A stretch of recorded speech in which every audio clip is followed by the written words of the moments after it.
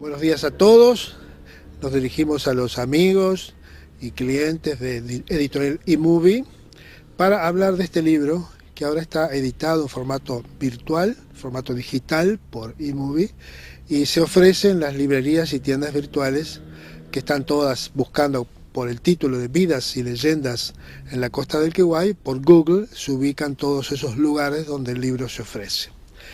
Y bueno, lo primero que yo tendría que explicar es de dónde surgió este libro, porque yo he dedicado toda mi vida al estudio del derecho, fui abogado muchos años, he publicado hace 35 años libros sobre derecho, después sobre ciencias sociales, después hice periodismo en medios impresos, y cuando me fui retirando de todas esas actividades por imperio biológico, imperio de la edad, quise hacer narrativa.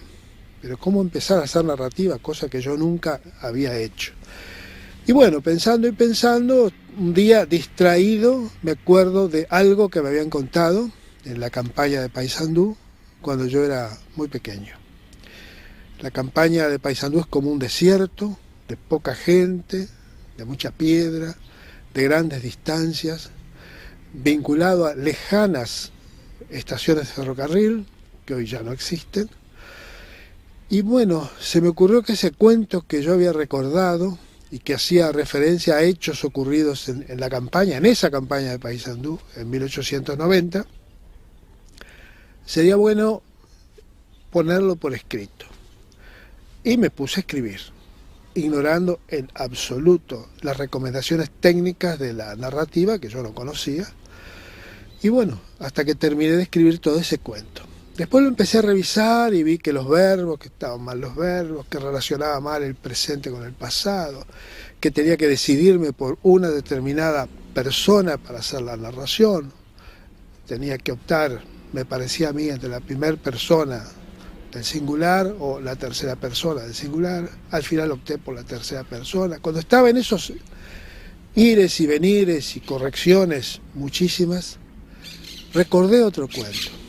Bueno, para ser breve, cuando quise acordar tenía 10 cuentos, todos ubicados en la campaña de Paysandú, a la cual pertenece, por ejemplo, este cuadro que está en la portada del libro, la isla de las Calagualas, en el río Queguay Grande.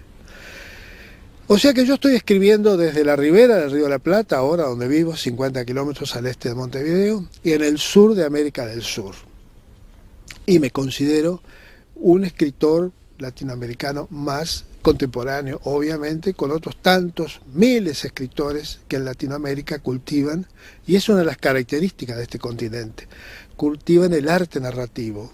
Somos un continente, América del Sur y América Central también, en el cual proliferan cantidad de escritores de cuentos de todas las edades, tanto mujeres como hombres, tanto jóvenes como veteranos, que es el caso mío. Y en estos cuentos se deslizan cosas no solo de 1890, sino también de 1904, 1927, 1960, 1935. Y siempre son cuentos que yo he escuchado en esa campaña varias veces, relatados por distintas personas y contados unas veces con unas características y otras veces con alguna diferencia. Con todo eso tuve que lidiar cuando fui escribiendo esos 10 cuentos. Pero creo que valió la pena, porque todos los días, la semana pasada, sin ir más lejos, siempre me llama alguna persona que me dice, sabe que leí tal cuento de su libro y que me gustó por esto. El sábado pasado me estaban haciendo una entrevista en una radio de la ciudad de Pando y llamó una persona para contarme una cosa que a ella le habían contado, también en el norte del Uruguay, y que era prácticamente igual, con diferencias de nombres y de lugares, a un cuento que en este libro figura con el nombre o bajo el nombre de En aquel lugar.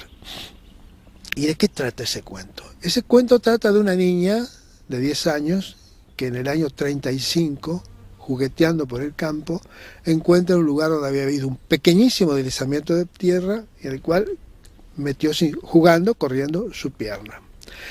Y bueno, luego vio que eso estaba como abierto, tal vez por alguna gran lluvia, con una ramita, escarbó un poco y encontró, es lo que ella contaba, como la tapa de una olla de barro corrida y dentro de la olla monedas de oro.